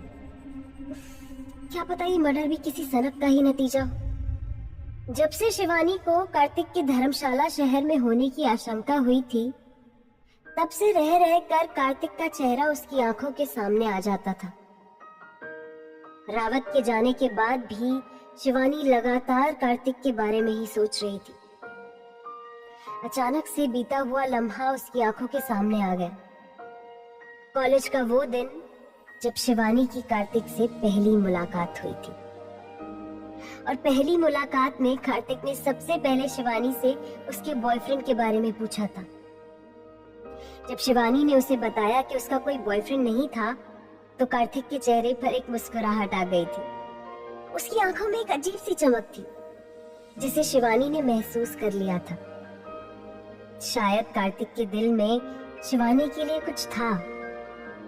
पुलिस स्टेशन में शिवानी अपने बीते वक्त की यादों में थी, और वहीं राघव उस लड़की की आवाज में गुम हो गया था जिससे वो इस वक्त फोन पर बातें कर रहा था। एक सप्ताह पहले धर्मशाला घूमने के लिए आई एक टूरिस्ट लड़की आयशा ने राघव को फोन करके कहा था कि अब वो अपने शहर वापस जा रही थी। उसकी बात सुनकर राघव ने बड़े प्यार से पूछा, तुम इस तरह मुझे छोड़कर चली जाओगी आयशा? मैं तुम्हारे बिना कैसे रहूंगा? राघव की बात सुनकर आयशा ने लापरवाही के साथ हंसते हुए जवाब दिया, What do you mean, Raghav? मुझे तो जाना ही था। मैं यहाँ धर्मशाला में हमेशा के लिए थोड़ा रहने आई थी। आयशा की बात सुनकर राघव की आंखों में एक अजीब सा जुनून उतर आया। उसने अपने लंबे नाखूनों से अपने गालों पर खरोचते हुए खुद को सामने आईने में देखा और आयशा से पूछा, लेकिन उस रात हमारे बीच जो कुछ भी हुआ उसका क्या मतलब था? तुम तो मुझसे प्यार करती हो ना? राघव की बात सुनकर आयशा एक बार फिर जोर से हंसने लगी और राघव को कहा, प्यार? कम ऑन राघव, हमारे साथ उस दिन जो कुछ भी हुआ वो बस एक मोमेंट था जिसे हम दोनों ने एंजॉय किया। और देखो, आज रात मुझे निकलना है, पैकिंग भी करनी है। प्लीज अब तुम ज्यादा मत सोचो के। आयशा की बात सुनकर राघव ने अपनी गर्दन को बड़े ही अजीब ढंग से घुमाया और फिर आयशा से कहा कि वह एक आखिरी बार उसे खास जगह दिखाना चाहता है, जहां वो सिर्फ खास लोगों को ही लेकर जाता है, वो जो उसके दिल के बेहद करीब होते हैं। राघव के बार बार रिक्वेस्ट करने पर आयशा शाम के वक्त राघव के साथ उस आखिरी जगह जाने के लिए तैयार हो गई। और वहीं लावण्या धर्मशाला के बाहरी हिस्से में स्थित अपने छोटे से स्कूल में पहुंच चुकी थी, जहां आसपास के गांव की छोटी छोटी लड़कियां बड़ी ही बेसब्री से उसका इंतजार कर रही थी। लावण्या के पहुंचते ही सबने एक साथ जोर से कहा, गुड मॉर्निंग टीचर। लावण्या ने मुस्कुराते हुए बच्चों के सर पर हाथ फेरा और फिर लावण्या की क्लास शुरू हो गई। उसने ब्लैक बोर्ड पर चौक से एक लड़की का चित्र बनाया और बच्चों को समझाना शुरू कर दिया। आज लावण्या दीदी आपको गुड टच और बैड टच के बारे में बताएंगी।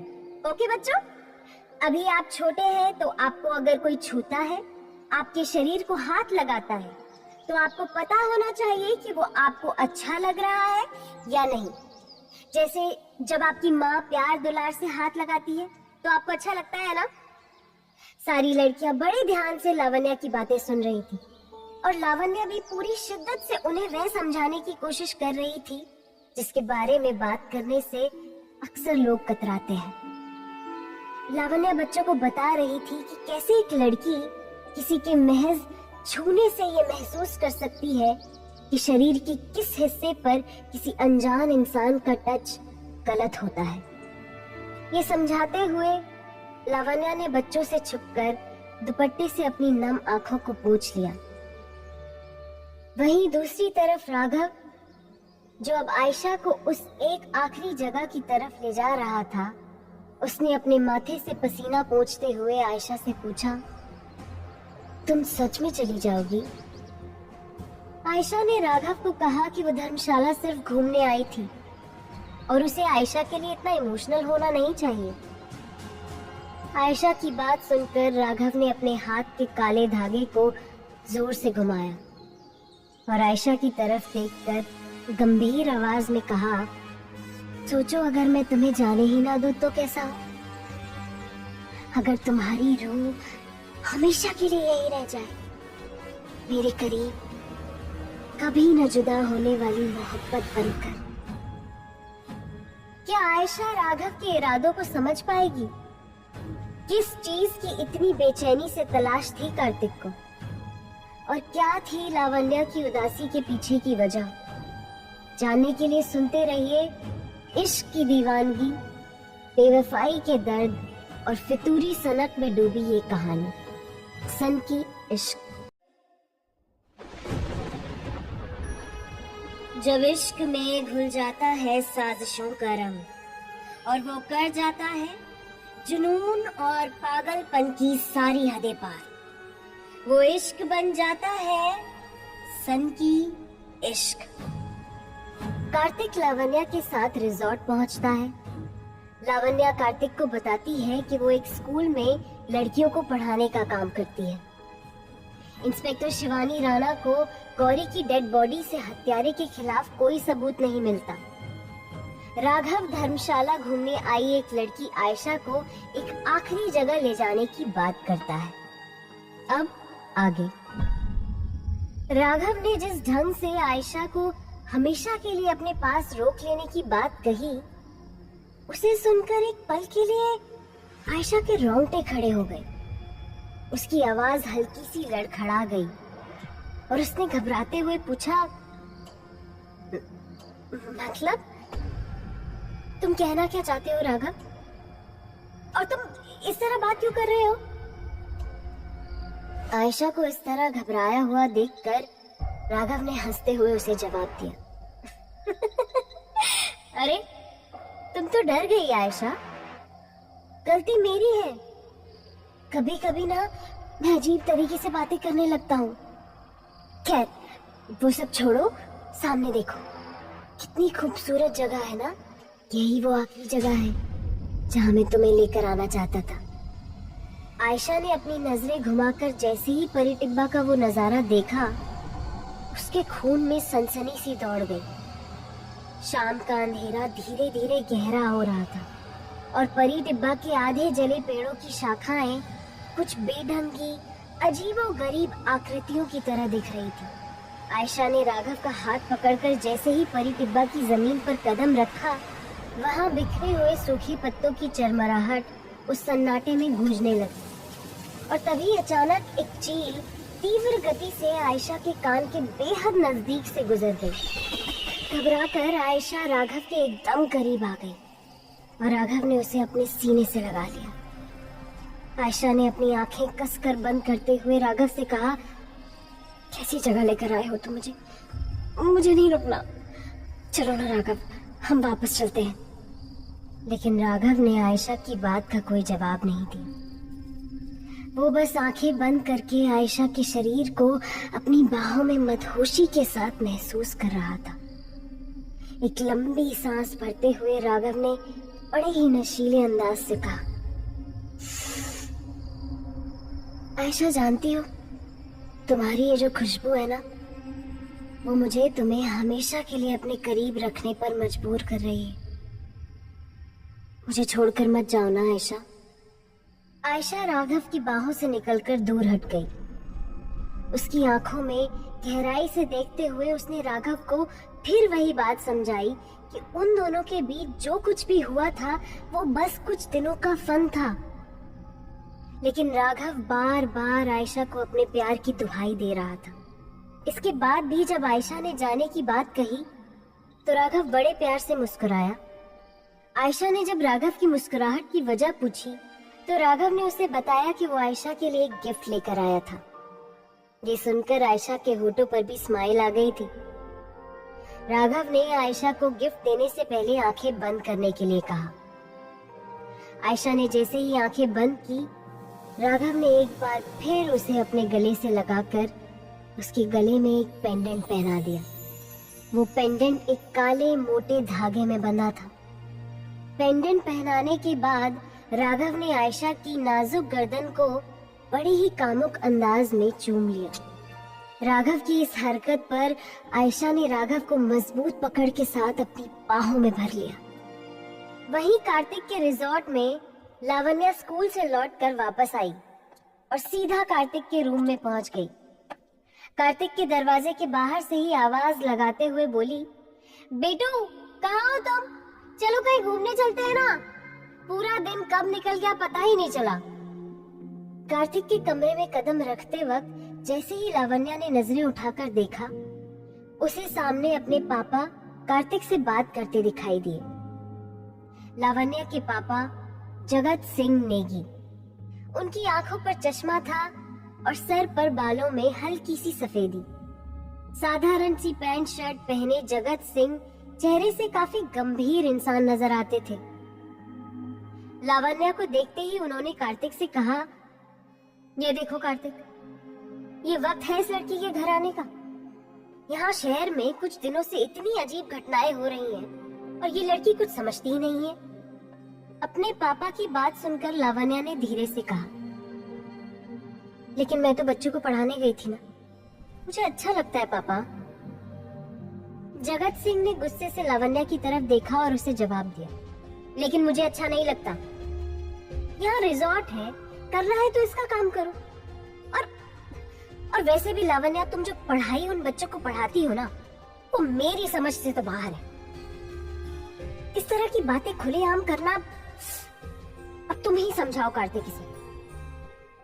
इतना कहते हुए जगत सिंह बिना लावण्या की कोई बात सुने वहां से चले गए। लावण्या परेशान होकर वहीं कार्तिक के कमरे में बेड पर बैठ गई। कार्तिक ने जब लावण्या से जगत सिंह की नाराजगी की वजह पूछी तो लावण्या ने कार्तिक को बताया कि वो बच्चों को उन चीजों के बारे में एजुकेट कर रही है जिनके बारे में कोई भी उन्हें सही ढंग से नहीं सिखाता, और जिसकी वजह से कई बार कुछ बच्चों को शारीरिक शोषण का शिकार होना पड़ता है। कार्तिक लावण्या की बात से पूरी तरह सहमत था। उसने लावण्या से कहा कि वो जगत सिंह से इस बारे में बात करेगा। ये सुनकर लावण्या खुश हो गई और उसने कार्तिक से कहा, अच्छा ठीक है, अब तुम मेरे साथ चलो, मैं ना तुम्हें धर्मशाला की बेस्ट मैगी खिला कर लाती हूँ, और उसके साथ तुम्हारी वो अदरक वाली चाय भी। कार्तिक ने हंसते हुए उससे पूछा, लेकिन इस वक्त जगत अंकल नाराज नहीं होंगे? लावण्या ने कार्तिक के बालों में अपना हाथ फेर कर उन्हें बिखराते हुए शरारत से कहा, बेटू तुम हो ना मेरे साथ, तो मुझे किसी चीज की परवाह नहीं, अब चलो जल्दी। कार्तिक और लावण्या रिजॉर्ट से बाहर निकलकर लावण्या के बताए एक ढाबे की तरफ जा रहे थे। तभी रास्ते में एक बोर्ड पर परी टिब्बा लिखा देखकर कार्तिक ने लावण्या से उसके बारे में पूछा। जवाब में लावण्या ने कार्तिक को बताया कि वो एक सुनसान और डरावनी जगह थी जहाँ कोई जाने की हिम्मत नहीं करता था। उसी डरावनी और खतरनाक जगह पर इस वक्त राघव आयशा को अपने सीने से लगाए खड़ा था। आयशा ने प्यार से पूछा, तुम मेरे लिए पेंडेंट लाए हो राघव? अब मुझे आंखें खोलकर देखने तो दो। राघव ने आयशा के कान में धीरे से कहा, इतनी क्या जल्दी है? पहले तुम्हारे जिस्म की ये नशीली खुशबू ठीक से मुझ में घुल तो जाने दो आयशा। इसके बाद तो तुम चली ही जाओगी हमेशा के लिए। और इतना कहते ही राघव ने अपनी जीन्स की पॉकेट से एक छोटा लेकिन तेज धारदार उस्तरा निकाला और आयशा की पीठ पर झटके से चलाकर उसके टॉप को चीर दिया। इस उस्तरे की नुकीली धार आयशा की पीठ को छूते हुए निकली और आयशा ने दर्द से चीख कर राघव से दूर हटने की कोशिश की, लेकिन राघव ने मजबूती से उसे पकड़ लिया और उसकी आंखों में देखा, फिर अपने होठों को आयशा के होठों पर रखकर उसकी आवाज को वहीं दबा दिया। आयशा दर्द से तड़पते हुए राघव की बाहों में छटपटा रही थी, लेकिन राघव उसे बेतहाशा और काफी हैवानियत के साथ छूमे जा रहा था। अगले ही पल मौका देखकर आयशा ने राघव के सर पर लगी चोट को अपने माथे से टक्कर देते हुए खुद को राघव की पकड़ से छुड़ा लिया। राघव ने जोर से हंसते हुए कहा,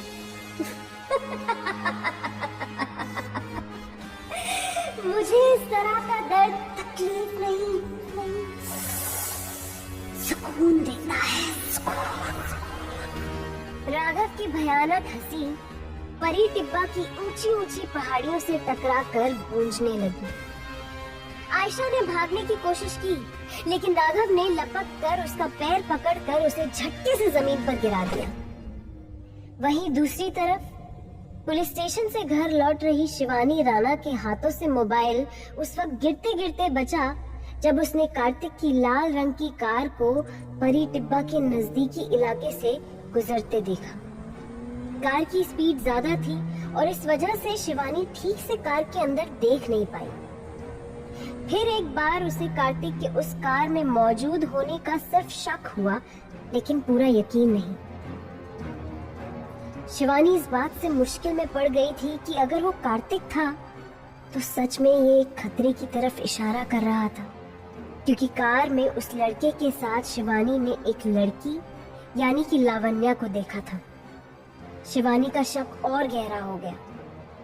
शिवानी ने कांस्टेबल रावत को फोन लगाया और गायब लड़की के केस में हुई प्रोग्रेस के बारे में पूछा। वहीं परी टिब्बा की जमीन पर दर्द से तड़प रही आयशा ने राघव की आंखों में देखते हुए सवाल किया, आखिर क्यों कर रहे हो तुम मेरे साथ ये सब? मुझे जाने दो राघव। क्या राघव आयशा को अपने घर जिंदा वापस जाने देगा या उसकी सनक का शिकार बन जाएगी एक और लड़की? क्या होगा जब शिवानी राणा की होगी कार्तिक से मुलाकात? किस तरफ लेकर जाएगी राघव की हैवानियत उसकी जिंदगी को? जानने के लिए सुनते रहिए इश्क की दीवानगी, बेवफाई के दर्द और फितूरी सनक में डूबी ये कहानी, सन की इश्क। जब इश्क में घुल जाता है साजिशों का रंग और वो कर जाता है जुनून और पागलपन की सारी हदें पार, वो इश्क बन जाता है सन की इश्क। राघव आयशा को परी टिब्बा ले जाकर उसे धर्मशाला में ही रुकने के लिए कहता है। जब आयशा अपने शहर वापस जाने पर अड़ जाती है तो वो आयशा पर उस तरह से वार कर देता है। लावण्या के रिजॉर्ट वापस आने पर उसके पापा उसे बच्चों को पढ़ाने के लिए डांटते हैं। कार्तिक लावण्या के साथ बाहर घूमने जाता है। शिवानी उसे देखकर फिर से कंफ्यूज हो जाती है। अब आगे। उस वक्त राघव के चेहरे को देखकर आयशा को ऐसा लग रहा था जैसे उसके अंदर किसी इंसान नहीं बल्कि किसी खतरनाक जानवर की आत्मा उतर आई हो। खूंखार आंखों से उसने आयशा को देखा और नफरत भरी आवाज में चीख कर कहा, देख, अपने गले में पहने इस लॉकेट को देख। ये वही लॉकेट है जो मेरे बाप ने मेरी माँ को पहनाया था, लेकिन उस बेवफा औरत ने कभी मेरे बाप के प्यार को समझा नहीं। उसने भी वही किया जो सब औरतें करती है, बेवफाई। इतना कहकर राघव ने अपने माथे की चोट से घुटनों तक बहकर पहुंचे खून को अपनी जुबान से चाटा और फिर जमीन पर थूक कर हाथ में पकड़े उस तरह की धार पर अपनी उंगलियों को फहराया। आयशा जमीन पर रेंगते हुए किसी भी तरह उठकर भागने का मौका देख रही थी। राघव ने उसके पैर को पकड़कर उसे घसीटना शुरू कर दिया। आयशा ने रोते गिड़गिड़ाते हुए राघव से विनती की, प्लीज राघव, प्लीज, तुम जैसा कहोगे मैं वैसा करूंगी। प्लीज मुझे जाने दो, प्लीज। राघव ने झटके से पलटकर देखा और आयशा की जीन्स को उस तरह से चीरते हुए उसकी दोनों टांगों को घायल कर दिया और फिर राघव जमीन पर बैठ गया। उसने आयशा को एक बार फिर कसकर अपने गले से लगाया और झटके के साथ वो लॉकेट उसकी गर्दन से खींच लिया। फिर अपने लंबे बालों को झटकते हुए राघव ने अपनी गर्दन को घुमाकर आयशा के चेहरे से अपने चेहरे को रगड़ते हुए अजीब ढंग से कहा, अगर बेवफाई करना लड़कियों की फितरत है तो उसकी सजा देना राघव की आदत। और फिर बिना कुछ सोचे समझे राघव ने उस लड़की के बालों को उस तरह से उतारना शुरू कर दिया। पागलों की तरह राघव खरोच खरोच कर उसके सारे बालों को बेरहमी से हटा रहा था। न जाने कितने घाव इस वक्त आयशा के सिर और चेहरे पर लग चुके थे। वो जितना तड़प रही थी, राघव उतना ही वहशी होता जा रहा था। आयशा धीरे धीरे बेसुध हो गई। उसने बेहोश होते होते राघव से कहा, छोड़ छोड़ मुझे, राघव मुझे जाने। उसे अनसुना कर राघव ने आयशा के चेहरे और छाती पर उस तरह से ताबड़तोड़ वार करना शुरू कर दिया। राघव का चेहरा आयशा के खून के छींटों से रंग गया था। राघव ने अपने चेहरे को हाथ से पोंछा और आयशा को घसीटते हुए पहाड़ी के किनारे लाकर नीचे फेंकते हुए चिल्लाकर कहा, छोड़ दिया, जाओ, तुम आजाद हो। इस बेवफाई ने क्या रंग दिखाया है, खुद मुझे अपने इश्क का कातिल बनाया है। ये कहते हुए अपने पुराने अंदाज में राघव ने सीटी की आवाज निकाली और उस लॉकेट को अपनी जेब में रखकर वो जंगल के अंधेरे में गुम हो गया। उधर रिजॉर्ट में कार्तिक बेचैन सा अपने बेड पर करवटें बदल रहा था। वो जिस चीज की तलाश में था उसका मिलना अब कार्तिक के लिए बेहद जरूरी हो गया था। कार्तिक ने बेचैनी से अपने बैग की पॉकेट को टटोला और उसमें से एक छोटा सा पैकेट निकाला। ये देखकर कार्तिक की आंखें चमक उठी कि उस पैकेट में थोड़ा सा सफेद पाउडर बचा हुआ था। कार्तिक ने जल्दी से सिगरेट जलाकर उस सफेद पाउडर का लंबा कश लिया और फिर खिड़की से बाहर आसमान में चमकते सितारों की तरफ देखा। कार्तिक की आंखें उनमें से एक तेज चमकते सितारे पर अटक गई। उसे देखते हुए कार्तिक ने कांपती हुई आवाज में कहा, माँ, आप देख रही है ना, आपका बेटा इस पूरी दुनिया में कितना अकेला पड़ गया। आपको मुझे छोड़कर नहीं जाना चाहिए था माँ। कार्तिक ने अपना चेहरा दूसरी तरफ फेर लिया और अपनी आंखों के आंसुओं को बाहर आने से पहले ही खुद को नशे में डुबो लिया। दूसरी तरफ अपने 2 कमरों के सरकारी क्वार्टर में बिस्तर पर लेटी शिवानी राणा की आंखों की नींद उड़ी हुई थी। रह रहकर उसकी आंखों के सामने वो लाल रंग की कार और कार्तिक का धुंधला चेहरा घूम रहा था। शिवानी झटके से उठी और सामने लगे ब्लैक बोर्ड पर उसने एक तरफ कार्तिक का और दूसरी तरफ गौरी का नाम लिखा। शिवानी लड़कियों के मर्डर की पहेली सुलझाने की कोशिश कर रही थी। गहराई से सोचते हुए शिवानी ने कहा, जिस रात रॉकी नाइट क्लब में कार्तिक लड़की से मिला उस रात वो लापता हो गई। उसके बाद गौरी की डेड बॉडी मिली और उस लापता लड़की की डेड बॉडी तो क्या, कोई उसके बारे में सुराग तक नहीं मिल रहा। और अब शायद कार्तिक अपने नए शिकार की तलाश में कहीं वो लड़की जो उसके साथ कार में थी वो उसका अगला शिकार तो नहीं। ये सोचकर शिवानी के रोंगटे खड़े हो गए।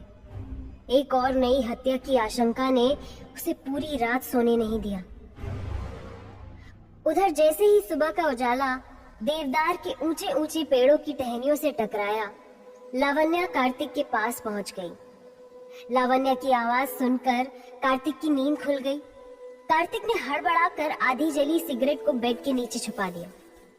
अगले ही पल लावण्या मुस्कुराते हुए कार्तिक के सामने खड़ी थी। कार्तिक को बेड पर देख लावण्या ने उसे डांटते हुए कहा, बेटू देखो, ये 10 बजे तक बिस्तर पर पड़े रहना ना यहाँ नहीं चलेगा। कार्तिक ने पलटकर दीवार पर लगी घड़ी की तरफ देखा और चौंक गया। 10 बज गए, लेकिन बाहर देखकर तो लग रहा है कि सुबह अभी हुई है। लावण्या ने हंसते हुए कार्तिक के पैरों से ब्लैंकेट खींच लिया और खिड़की के पर्दों को पूरी तरह से हटाकर कार्तिक से हंसते हुए कहा, बेटू ये तुम्हारा चंडीगढ़ नहीं है, धर्मशाला है। और हमारे यहाँ ना पहाड़ों में मौसम कभी भी बदल जाता है। सुबह से बारिश हो रही थी, इसलिए धूप जरा देर से निकलेगी। अभी जल्दी से उठकर बाहर रिसेप्शन एरिया में आ जाओ, पापा इंतजार कर रहे हैं। इतना कहकर लावण्या स्कूल जाने के लिए वहाँ से चली गई। कार्तिक तैयार होकर अपने कमरे से बाहर निकला। बाहर आते ही उसकी नजर रिजॉर्ट के स्विमिंग पूल में नहा रही खूबसूरत लड़की पर पड़ी। लड़की ने भी एक नजर मुस्कुराकर कार्तिक की तरफ देखा। शरारती नजरों के साथ देखता हुआ कार्तिक वहां से रिसेप्शन की तरफ चला गया, जहां लावण्या के पापा जगत सिंह उसका इंतजार कर रहे थे। कार्तिक को देखते ही उन्होंने सामने खड़े कुछ लोगों की तरफ इशारा करते हुए कहा, कार्तिक बेटा, ये कुछ टूरिस्ट गाइड्स हैं। हमारे रिजॉर्ट में रुकने वाले टूरिस्ट को घुमाने के लिए हमसे डील करने आए हैं। अब तुम यहाँ हो तो तुम ही बात कर लो इनसे। लेकिन कार्तिक का दिल तो जैसे उस पूल वाली लड़की की आंखों में अटक कर ही रह गया था। उसने लापरवाही से कहा, कैसी बात कर रहे हैं नेगी अंकल, अब तक आप ही सब कुछ संभालते आए हैं, तो आप ही देख लीजिए। मैं तो इस शहर में सुकून की तलाश में आया हूँ। ये बात करते वक्त भी कार्तिक की निगाहें पूल की तरफ ही थीं। जगत सिंह के साथ टूरिस्ट गाइड्स की डील करने की बात करके कार्तिक वापस स्विमिंग पूल के पास जा पहुंचा, लेकिन अब वो लड़की वहां नहीं थी। कार्तिक धीरे से मुस्कुराया और फिर सामने खिड़की के कांच में उसने अपने बालों को संवार कर अपनी डेनिम जैकेट को ठीक किया और रिजॉर्ट के बाहर की तरफ चल दिया। वहीं दूसरी तरफ राघव तेज कदमों से चलता हुआ कार्तिक के रिजॉर्ट तक पहुंच चुका था। गेट के बाहर लगे बड़े से बोर्ड पर उसने रिजॉर्ट का नाम पढ़ा, हॉलिडे इन रिजॉर्ट। रिजॉर्ट से बाहर निकल रहा कार्तिक और रिजॉर्ट के अंदर जल्दबाजी में चला जा रहा राघव एक दूसरे के सामने आ गए थे। कार्तिक ने अपनी आंखों पर लगा काला चश्मा हटाया और सर से पैर तक राघव को घूर कर देखते हुए कहा, ओहो ब्रो, ओ सॉरी, क्या नाम था तुम्हारा? राघव ने गुस्से से कार्तिक की तरफ देखा और अपने हाथ के काले धागे को घुमाते हुए जवाब दिया, राघव, अगली बार भूलना मत। कार्तिक ने हंसते हुए कहा, ओह हाँ Raghav, Raghav. By the way, तुम यहाँ क्या कर रहे हो? कहीं मेरी शिकायत करने तो नहीं आए ना? तुम्हारी इंफॉर्मेशन के लिए बता दूं, मैं यहाँ का मालिक हूँ। ये सुनते ही राघव ने अपने गुस्से को झूठी मुस्कुराहट के पीछे छुपा लिया। वो समझ गया था कि जिस काम के लिए वो वहाँ आया था उसमें कार्तिक उसकी मदद कर सकता था, और इसलिए अगले ही पल बड़ी ही शातिरता से उसने कहा, नहीं नहीं, कैसी बात कर रहे हो? मैं ऐसा कुछ नहीं करने आया था। मैं तो टूरिस्ट गाइड हूँ और अपने धंधे के लिए आपके रिजॉर्ट के टूरिस्ट को साइट विजिट ले जाने के लिए आया था। उधर पुलिस स्टेशन में इंस्पेक्टर शिवानी राणा की सुबह एक और बुरी खबर से शुरू हुई, जब रावत ने उसे बताया कि आयशा नाम की एक लड़की जो दिल्ली से धर्मशाला घूमने आई थी, वो बीती रात से गायब थी। आखिरी बार उसे एक लड़के के साथ कार में जाते हुए देखा गया था। क्या शिवानी आयशा की डेड बॉडी ढूंढ पाएगी? क्या सच में राघव कार्तिक के रिजॉर्ट में सिर्फ टूरिस्ट गाइड के नाते आया था, या फिर उसकी वजह कुछ और थी? क्या होगा जब आमने सामने आएंगे कार्तिक और शिवानी? जानने के लिए सुनते रहिए इश्क की दीवानगी, बेवफाई के दर्द और फितूरी सनक में डूबी ये कहानी, सन की इश्क।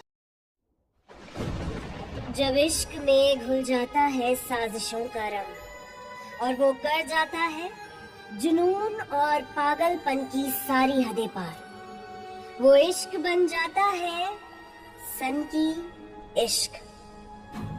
राघव बड़ी ही बेरहमी के साथ धर्मशाला घूमने आई एक लड़की आयशा का कत्ल कर देता है।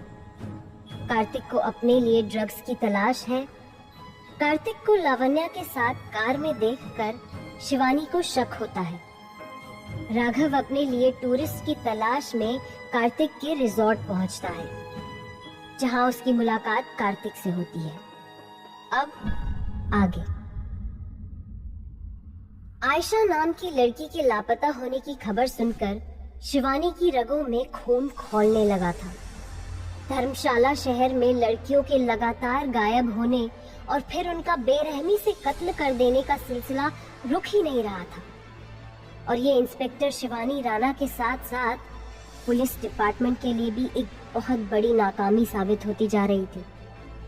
इंस्पेक्टर शिवानी ने गंभीरता के साथ सोचते हुए कांस्टेबल विनोद रावत से कहा, ये मर्डरर जो कोई भी है रावत, बहुत शातिर इंसान है। अब तक जितनी भी लड़कियों की डेड बॉडी हमें मिली है, उनके पास से इस हत्यारे से जुड़ा ना कोई सबूत मिला है और ना ही कोई ऐसी चीज जिसके सहारे हम उस हत्यारे को पकड़ सके। एक वैशी दरिंदा होने के साथ साथ ये मर्डरर इंटेलिजेंट भी लगता है। शिवानी की बात सुनकर कांस्टेबल रावत भी सोच में पड़ गया। अपने हाथ में पकड़ी हुई केस की फाइल के पन्ने पलटते हुए रावत ने शिवानी राणा के चेहरे की तरफ एक नजर डाली और फिर कहा, कमाल की बात है ना मैडम, लड़कियों को मारने से पहले ये किलर उनके साथ शारीरिक संबंध नहीं बनाता। इसका मतलब कत्ल की वजह बलात्कार या छेड़छाड़ तो लग नहीं रही। फिर ऐसी क्या सनक हो सकती है? ऐसी क्या सनक है उसके दिमाग में जिसकी वजह से वो इन लड़कियों को इतनी बुरी तरह से मार रहा है? कांस्टेबल रावत की बात सुनकर शिवानी के होठों पर मुस्कुराहट आ गई। उसने कांस्टेबल रावत के हाथ से केस की फाइल को अपने हाथों में ले लिया। फिर रावत को बताया कि कातिल शायद लड़कियों के साथ शारीरिक संबंध इसलिए नहीं बनाता ताकि पुलिस डेड बॉडी से उसका डीएनए हासिल ना कर सके। शिवानी की बात सुनकर कांस्टेबल रावत ने उससे पूछा कि अब उन्हें इस केस में किस तरह से आगे बढ़ना चाहिए, जिसके जवाब में शिवानी राणा ने रावत से कहा कि सबसे पहले उन्हें उस रिजॉर्ट में जाकर पूछताछ करनी होगी जहां उस आयशा नाम की वो लड़की पिछले कुछ दिनों से रुकी हुई थी। रावत ने शिवानी को बताया कि मिली हुई जानकारी के आधार पर यह पता चला था कि आयशा हॉलिडे इन नाम के रिजॉर्ट में रुकी हुई थी। यह बात सुनते ही शिवानी राणा कांस्टेबल रावत के साथ अपनी जीप लेकर हॉलिडे इन रिजॉर्ट की तरफ निकल गई। वहीं रिजॉर्ट के अंदर टूरिस्ट की तलाश में आए हुए राघव से कार्तिक ने कहा कि टूरिस्ट के साथ डील करने के लिए उसे होटल मैनेजर जगत सिंह नेगी से मिलना होगा। इतना कहकर कार्तिक अपनी कार लेकर रिजॉर्ट से बाहर निकल गया। राघव जगत सिंह नेगी के पास पहुंचा और उनसे टूरिस्ट के बारे में पूछा, जिसके जवाब में जगत सिंह ने उसे बताया, तुम थोड़ा लेट हो गए बेटा, वैसे भी आज रिजॉर्ट में टूरिस्ट थोड़े कम ही हैं और जितने भी लोग हैं उन सब की साइट विजिट ऑलमोस्ट इन बाकी के गाइड्स के साथ फिक्स हो चुकी है। एक काम करो, तुम कल आना। जगत सिंह की बात सुनकर राघव उल्टे पैर ही रिजॉर्ट से बाहर की तरफ लौटने लगा, लेकिन तभी सामने से आती पुलिस की जीप ने उसके कदमों को वहीं रोक दिया। राघव ने जल्दी से अपना चेहरा दूसरी तरफ करके खुद को पुलिस की नजरों से बचा लिया और फिर रिजॉर्ट के दूसरे रास्ते से चुपचाप बाहर निकल गया। वहीं धर्मशाला की सड़कों पर किसी खास चीज की तलाश में निकले कार्तिक की नजरें रॉकी नाइट क्लब के बोर्ड पर पड़ी। धर्मशाला आते वक्त रास्ते में मिले एक चरसी ने उसे रॉकी नाइट क्लब का एड्रेस दिया था और कहा था कि वहाँ पर उसे वो सब मिलेगा जिसकी उसे बड़ी बेचैनी से तलाश थी। रॉकी नाइट क्लब में पहुँचते ही कार्तिक ने वहाँ पर बैठे हुए एक कम उम्र के लड़के से पूछा, मुझे सफेद पाउडर चाहिए। उस लड़के के हाथों में बियर का ग्लास था। नशे की हालत में उसने कार्तिक की तरफ हल्की सी नजर डाली और हंसते हुए पूछा, तेरे पास इतना पैसा कहाँ से आया रे? हाँ? साला तू कब से सफेद पाउडर खरीदने लगा? उस लड़के की बात सुनकर कार्तिक एक पल के लिए हैरान रह गया, लेकिन उस लड़के ने उससे इस तरह बात की जैसे वह उसे पहले भी देख चुका है। कार्तिक ने अपनी आंखों पर लगे हुए गॉगल को हटाया और फिर हंसते हुए उस लड़के से सवाल किया, bro do I know you? लड़के ने अपनी पलकें झपकाकर कार्तिक के चेहरे को गौर से देखा और फिर हड़बड़ाकर वो अपनी जगह से उठ खड़ा हुआ। माफ करना सर, वो मैं आपको कोई और समझ बैठा था। आप 15 मिनट रुक जाइए, हमारा एक सप्लायर है, वो अभी आता ही होगा। वो क्या है ना सर, ये नाइट क्लब है, रोज कुछ ना कुछ कांड होता रहता है यहाँ पर, और पुलिस सबसे पहले इधर ही आती है, इसलिए यहाँ पर ना हम माल रखते नहीं है। उस लड़की की बात सुनकर कार्तिक वहीं रॉकी नाइट क्लब में बैठकर सप्लायर का इंतजार करने लगा, और उधर रिजॉर्ट के अंदर शिवानी राणा जगत सिंह नेगी के पास जा पहुंची। उसने जगत सिंह से जब आयशा की डिटेल पूछी तो जगत सिंह ने उसे बताया कि आयशा बीती रात जल्दी ही चेकआउट करके एक लाल रंग की टूरिस्ट टैक्सी में निकल गई थी। लाल रंग की कार का नाम सुनते ही शिवानी राणा के मन में बीती रात का वो सीन याद आ गया जब उसने कार्तिक को लावण्या के साथ देखा था। शिवानी राणा ने एक नजर आयशा के आधार कार्ड पर डालते हुए जगत सिंह नेगी से सवाल किया, आपको पता है पिछले 7 दिन से जो लड़की आपके रिजॉर्ट में रह रही थी अचानक गायब हो गई है? जगत सिंह जी, अगर आपके पास इस लड़की के बारे में और कोई जानकारी भी है तो प्लीज हमें बता दीजिए। इंस्पेक्टर शिवानी की बात सुनकर जगत सिंह हैरान रह गया। चेहरे पर हल्की सी परेशानी और चिंता के साथ उसने कहा, मुझे जो कुछ भी पता था मैडम, मैं आपको बता चुका हूँ। आयशा ने हमारे यहाँ से कल शाम ही चेकआउट कर दिया था। ये सुनकर कांस्टेबल रावत ने जगत सिंह से पूछा, शाम को? लेकिन अभी तो आप कह रहे थे कि आयशा आपके होटल से रात को चेकआउट करके गई थी। कांस्टेबल रावत के सवाल के जवाब में जगत सिंह ने उन्हें बताया, आप ठीक कह रहे हैं सर, दरअसल शाम को लगभग 6 बजे के आसपास वो होटल से निकली थी। मैंने पूछा भी था कि आप इतनी जल्दी क्यों जा रही हैं, तो उसने बताया धर्मशाला की कोई साइट विजिट करने के बाद वहीं से सीधा अपनी ट्रेन पकड़ने वाली थी। इंस्पेक्टर शिवानी ने कांस्टेबल रावत को वापस पुलिस स्टेशन चलने के लिए कहा और जगत सिंह से बोली कि अगर उन्हें किसी भी तरह की पूछताछ की जरूरत पड़ी तो अगली बार जगत सिंह को पुलिस स्टेशन बुलाया जाएगा। वहीं रॉकी नाइट क्लब में ड्रग सप्लायर का इंतजार कर रहे कार्तिक को पता चला कि किसी पर्सनल वजह से वो नहीं आ पाएगा। लेकिन नाइट क्लब में बैठे उस लड़के ने कार्तिक से कहा कि वो चाहे तो उसे वो सफेद पाउडर सीधा उसके पास डिलीवर करवा दिया जाएगा। ये सुनकर कार्तिक नाइट क्लब से बाहर निकला और जैसे ही अपनी कार स्टार्ट की, उसकी कार की विंडो पर किसी ने खटखटाया। ये देखकर कार्तिक के होठों पर शरारती मुस्कुराहट आ गई।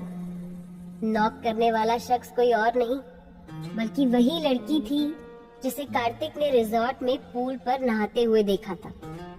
लड़की ने कार्तिक की आंखों में प्यार से देखते हुए पूछा, मुझे लिफ्ट मिलेगी? कार्तिक ने झट से अपनी कार का गेट खोला और उस लड़की को अंदर आने का इशारा किया। लड़की ने अंदर आकर अपना हाथ कार्तिक की तरफ बढ़ाते हुए अपना इंट्रोडक्शन दिया। Hi, I am Esha from Mumbai. Kartik ने लड़की के हाथ को अपने हाथों में थामा और फिर उसके हाथ पर किस करते हुए कहा, कार्तिक शर्मा, वैसे मैं जान सकता हूँ कि तुम मेरा पीछा क्यों कर रही हो? कार्तिक और ईशा एक दूसरे से बातें करने में बिजी हो गए। दूसरी तरफ राघव पुलिस की नजरों से खुद को बचाकर सीधा अपने घर पहुंच चुका था। बिस्तर पर बैठे आंखें बंद करके वो किसी से बातें कर रहा था। क्यों आई है तू मुझसे मिलने? तू जानती है ना मुझे तेरी शक्ल से भी नफरत है। जा यहाँ से, तेरी कहानी खत्म। इतना कहकर राघव ने सामने की दीवार पर लगी आयशा की फोटो पर काले धागे से क्रॉस बना दिया। वहीं राघव के ठीक बाजू में खून से तरबतर आयशा चुपचाप खड़ी थी, ठीक उसी हालत में जिसमें उसने अपनी आखिरी सांस ली थी। क्या रुकेगा सिलसिला लड़कियों की मौत का? आयशा के केस की तहकीकात शिवानी के सामने किस तरह के हैरान कर देने वाले सच लेकर आई? जानने के लिए सुनते रहिए इश्क की दीवानगी, बेवफाई के दर्द और फितूरी सनक में डूबी ये कहानी, सन की इश्क।